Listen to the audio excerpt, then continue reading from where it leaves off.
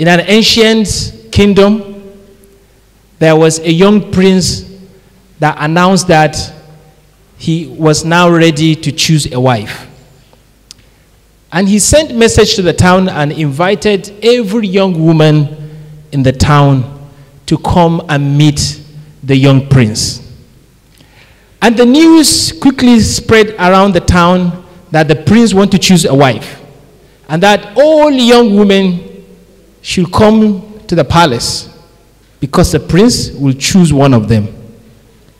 And the news reached an old palace maid. She was serving the palace for years. And then she had a daughter. And this daughter, she was very quiet and very humble daughter. She secretly admired the prince. And she informed her mother that she would be going to this event. And her mother told her that there is no way the prince will choose you, because you are not popular, you are not rich, the prince will not choose you. And she said, "Mother, I'm not going there because I want the prince to choose me. I'm going there because I want to see the prince." And then the big day came.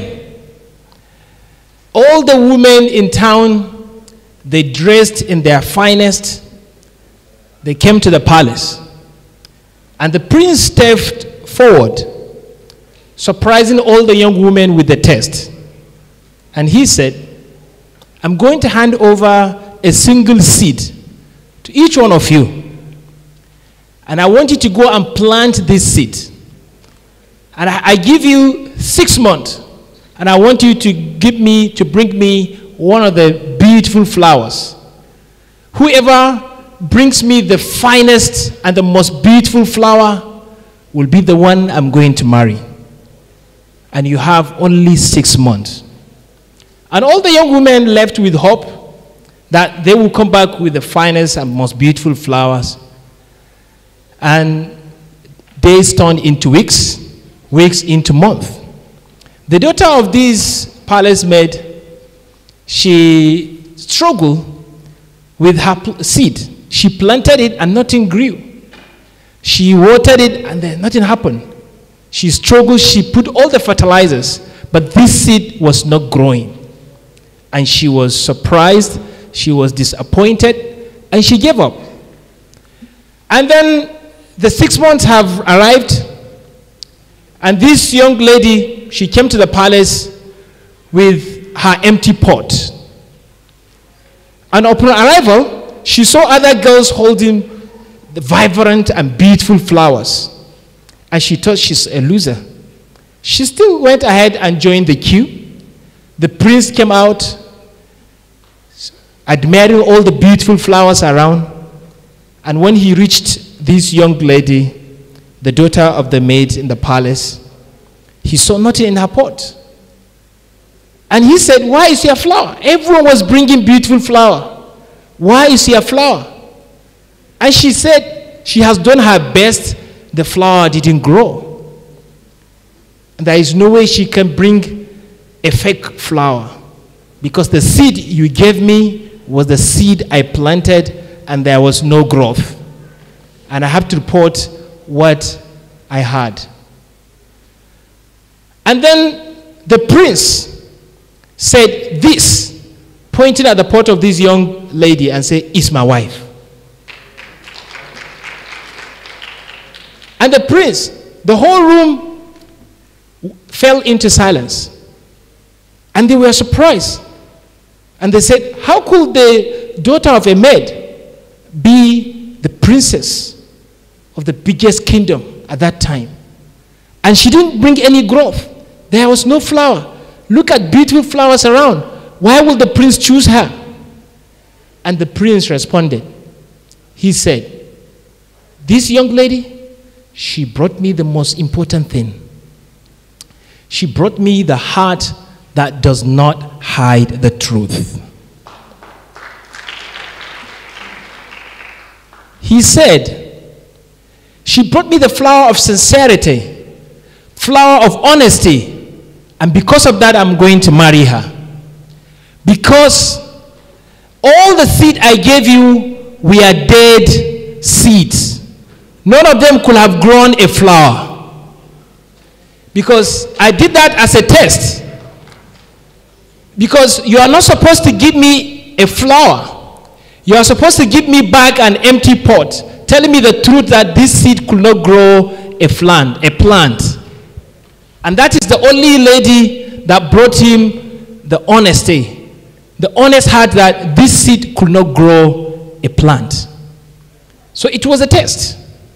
He handed over a dead seed, which means all the other girls, they went and brought back a fake flower, which means they were lying. The moral lesson of this story is that if your action is sincere, if you have an honest heart, no matter how small your action is, you will be rewarded for it. And no matter how far you think you are left behind, if you see other people succeeding and you feel you are not, don't feel disappointed. As long as you have the honest heart, you have the sincere heart, your actions are sincere. Because you will be rewarded one way or the other, directly or indirectly. And that's what we are here today, to celebrate, to reward people that have sincere heart, honest heart, like this young lady. Because people that are invited here that are going to be awarded today, they didn't do it for the award. They didn't do it because they were expecting it. They did it because they had the clear and sincere heart. And that is why today, everything we are going to do today is about the principle I call principles of savor. Principle of savor is the understanding of the world's needs and selflessly serving other people. It's about compassion. It's about being useful. It's the act of charity. It's the act of service. And that is why today is the day of testimony of the principles of savor. Principles of savor says that for you to be successful, you have to identify the needs of society and solve societal problems. Meet the needs of people and then selflessly serving other people. That is when you are successful. And these are the successful people that we are awarding or rewarding today. I want to give you a quick reference to two students of principles of savor. They went to a river, they were washing their cloth, and then they saw a scorpion. A scorpion was drowning in the river. And one of the students stretched his hand and saved the scorpion. But the scorpion stung his hand. And he picked the scorpion and set it upon the bank. And soon the scorpion also fell back into the water. He leaned toward the scorpion again and saved the scorpion again. And the scorpion also at the same time stung his hand again. And his friend was looking and said, "Why are you saving the scorpion? Kaga kunama tana zata ruwa zai shanye ta. Kaje kai saving kunama. Ta harbe ka. Ka ƙara maida ta. Ta ƙara koma cikin ruwa. Kai saving ɗinta. Kuma ta harbe ka. Why are you assisting a scorpion that is stinging? Kunama da take harbin ka kuma ka zo kana taimaka mata?" He was surprised. And he said, "You already know that it is in the nature of scorpion to sting. Why will you help the scorpion?" And then he replied and he said, "If it is the nature of the scorpion to sting, it is in my nature to save." So saving people is part of the principles of savor.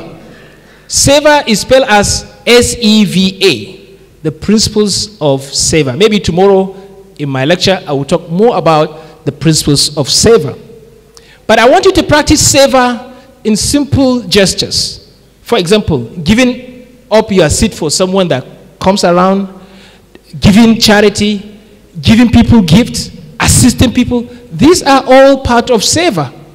And these are the people that we are rewarding today for practicing the savor. But you cannot save people unless you save yourself. You have to start with yourself first. Even in the aeroplane, they say, put your oxygen mask before you help other people. Because you have to invest in yourself before you help other people.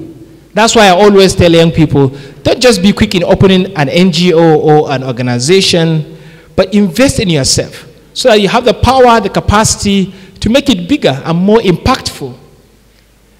And today, those people that are going to be rewarded, I don't want you to sit back and relax and settle because you have achieved this award today. I want you to set a bigger goal. I want you to set an empowering goals that will make you stretched. Because I don't want you to set a goal that within a stretch of your hand you can achieve it. I want you to set a goal that you have to stretch yourself further. You have to learn more new skills. You have to learn more things. You have to have more knowledge, new knowledge. You have to stretch yourself to achieve those goals. Because we are not measured by the goals we achieved, but by what we became in achieving those goals. I want you to imagine any successful person around you. For example, if you think a professor is a successful person, the measure of his success is not valued by the rank he acquired, but by what he became to achieve that goal. If you see a medical doctor, he is not successful for just being a medical doctor, but by what he became to become the medical doctor. If you see a governor, his success is not measured by the position he has, but by what he has become or what he has become to become the governor. For example, some people might have to become governors by becoming more empathetic, sympathetic with society, being generous, being listeners, and being resilient and patient with people. These are the most valuable things that made them what they are to become the governors. One of my friends became a son, and I asked him, I don't want to see you as a son, but I want to find out, what have you done?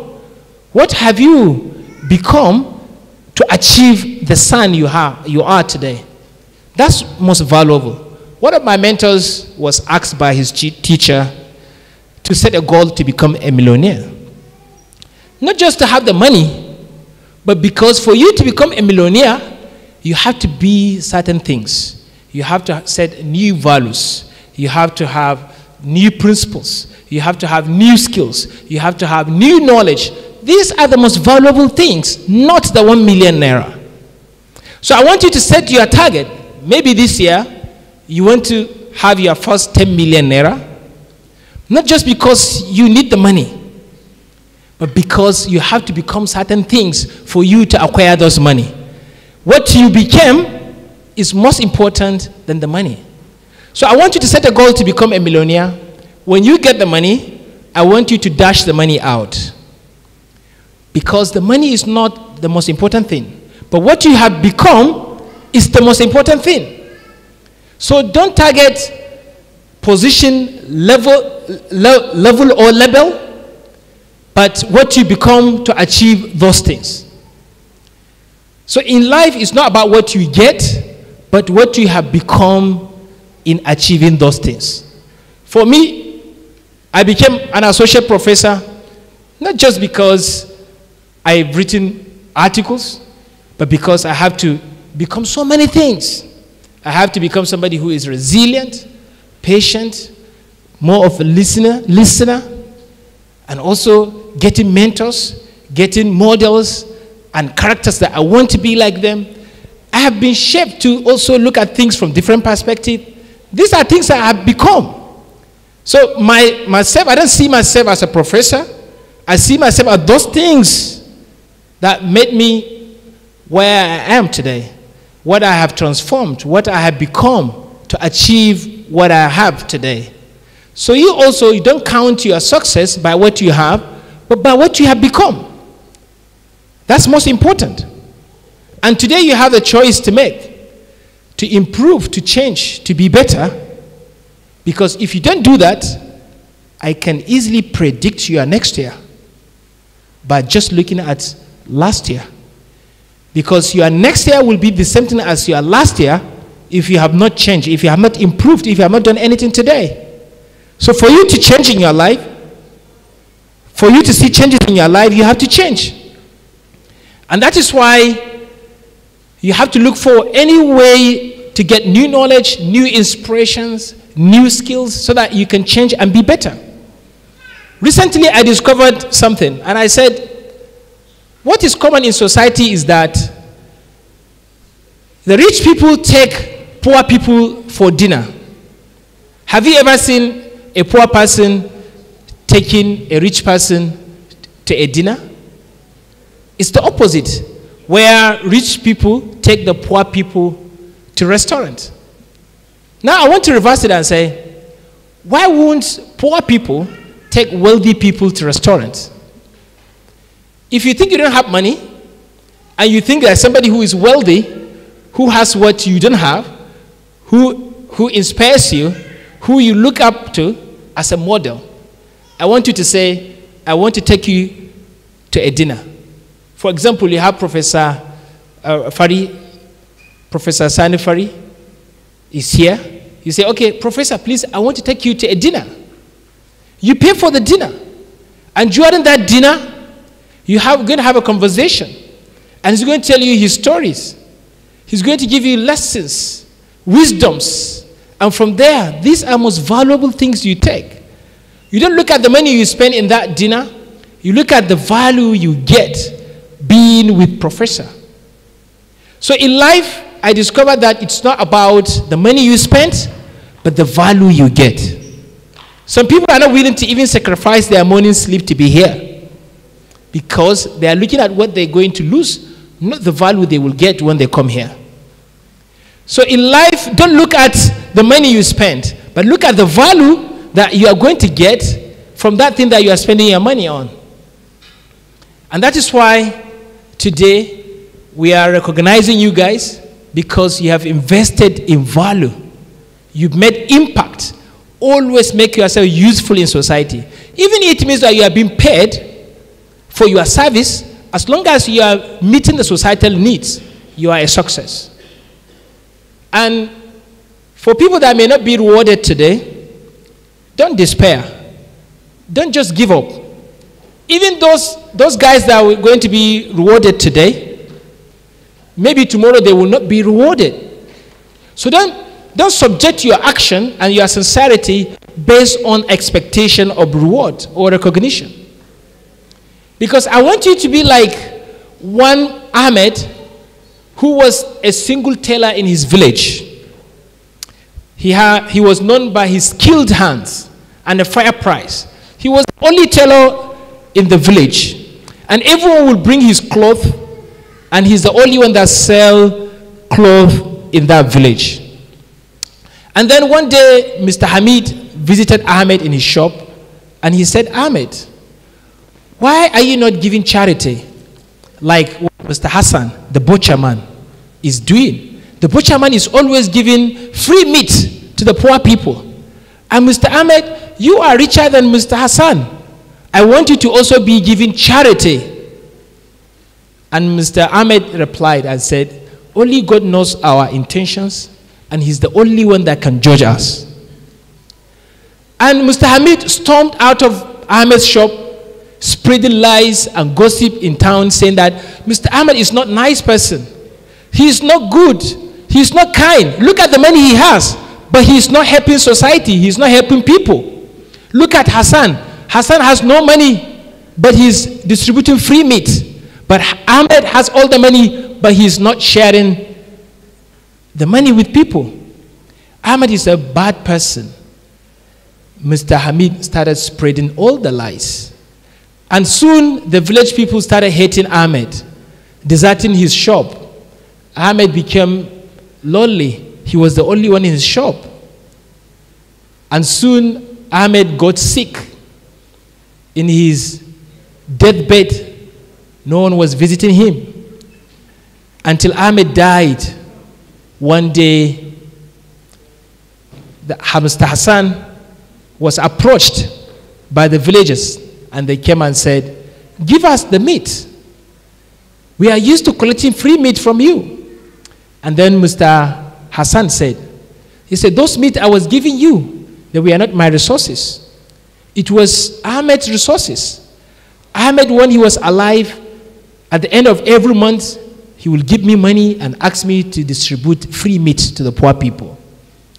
He wanted to do it quietly, without seeking recognition. Mr. Ahmed didn't want to be recognized. He didn't want to be appreciated.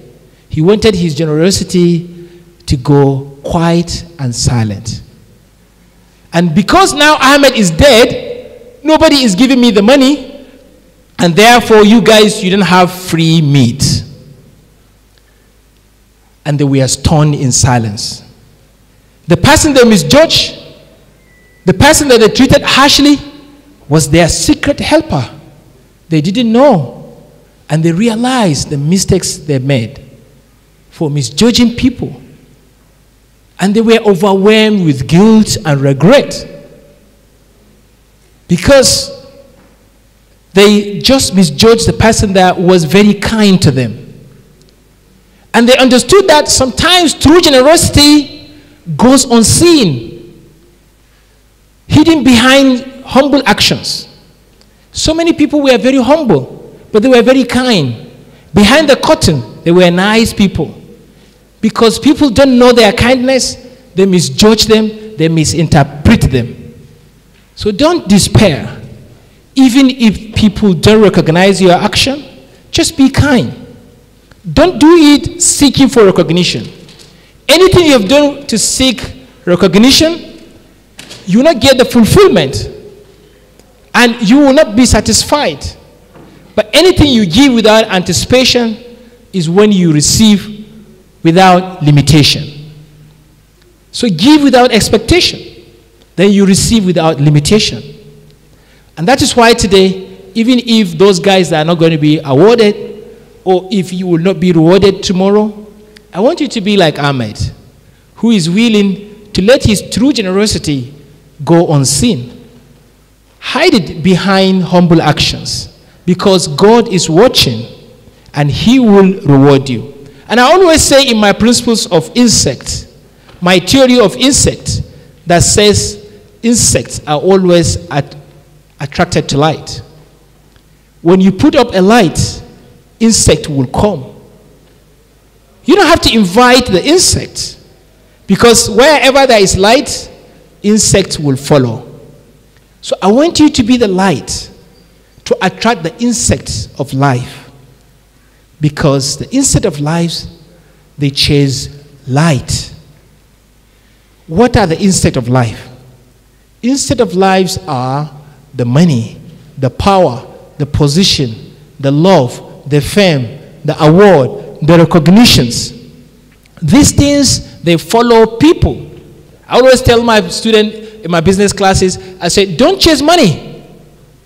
Chase purpose. Because when you chase purpose, that is when you get the money. The money will follow you. So don't chase recognition. Be the light by investing in yourself, by being better and serving other people.